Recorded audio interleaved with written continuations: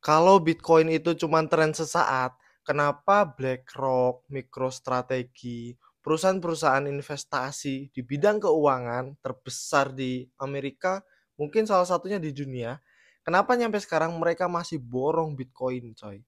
Terus kenapa juga Donald Trump bikin regulasi khusus tentang Bitcoin maupun cryptocurrency? Kenapa dia fokus ke sana?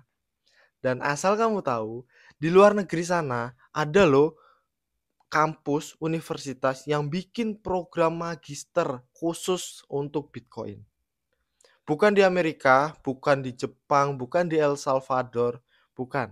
Tapi di Spanyol. Universitas ini bernama Hesperides. Nggak tahu ya bacanya bener Hesperides atau enggak. Karena ini kan Spanyol ya. Tapi yang bikin gebrakan, dia emang baru buka tahun ini. Tapi dia langsung bikin gebrakan besar. Dia ngebuka program magister khusus untuk Bitcoin. Programnya itu tuh full online dan juga full bahasa Spanyol. Tapi jangan salah ya, target mereka bukan cuma anak muda aja. Mereka nargetin kayak insinyur, pengacara, terus pengusaha, bahkan sampai investor. Orang-orang yang pengen tahu tentang Bitcoin dari akarnya, men. Bukan cuman pengen trading iseng-iseng gitu aja, bukan. Tapi orang-orang yang bener-bener pengen tahu tentang Bitcoin dan peluang dunia masa depan. Kamu masih gak percaya? Nih, aku setelah searching di internet, ada beberapa materi yang disampaikan di perkuliahan itu. Materinya itu tuh berat-berat tapi keren banget. Mereka ngebalut dengan gaya ekonomi klasik. Misal, mereka tuh mempelajari tentang filosofi dari Bitcoin. Mereka juga mempelajari teknologi blockchain. Mereka juga mempelajari proof of work itu bekerja tuh kayak gimana, hukum perpajakan tentang Bitcoin, dan juga cara nyimpen Bitcoin pakai hardware wallet, wallet. Ya mungkin mirip sama cold wallet lah. Dan kerennya lagi, setiap siswa itu dikasih hardware wallet Blockstream buat latihan dan gratis. Sampai sini mungkin kamu mikir, ini juga kampus baru berdiri, baru 1 tahun ini. Pasti yang ngajar abal-abal. Tenang men, yang ngajar bukan abal-abal. Ada nama Alvaro de Maria, dia adalah seorang filosof Bitcoin. Terus ada juga Juan Ramon Ralo, dia adalah salah satu top ekonom yang ada di Spanyol. Plus ini juga didukung sama BTC Inc. dan juga perusahaan besar kayak Jantri. Lalu apa yang bikin ini beda? Yang bikin beda adalah mereka lihat Bitcoin itu tuh bukan cuma sebagai alat spekulasi doang. Tapi Bitcoin dipelajarin kayak kamu lagi belajar ekonomi klasik. Sampai segitunya. Serius. Nih ya, NYU, New York University, dan MIT udah masukin Bitcoin ke dalam kurikulum mereka, men. Dua universitas terbaik di Amerika Serikat.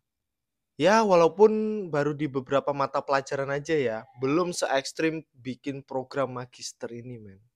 Bentar. Ngomong-ngomong nih, kalau kamu disuruh pilih 2 tahun kamu belajar ekonomi klasik atau 1 tahun nih, kamu fokus belajar sama Bitcoin aja. Kamu pilih yang mana? Jawab di kolom komentar ya, dan kita diskusi bareng-bareng di situ. Karena kenapa aku ngebahas Bitcoin? Bitcoin adalah salah satu project masa depan kita semua.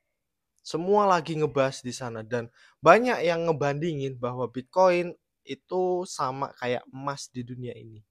Bedanya kalau emas itu emang edarannya terbatas sih dan jumlahnya ada berapa kita nggak ada yang tahu karena itu ditambang di dalam bumi. Sedangkan Bitcoin jumlahnya udah pasti 21 juta, kurang dikit lah.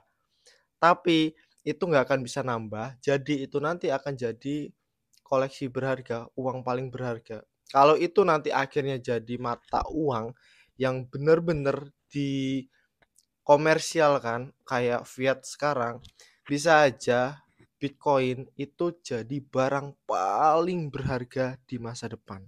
Dan jawab di kolom komentar tadi ya, aku pengen tahu nih kesiapan kamu soal dunia baru yang lagi diciptain sama semua orang. Tapi sayangnya ya, banyak di luar sana yang masih ragu, masih nganggep Bitcoin itu tuh kayak cuman spekulasi doang.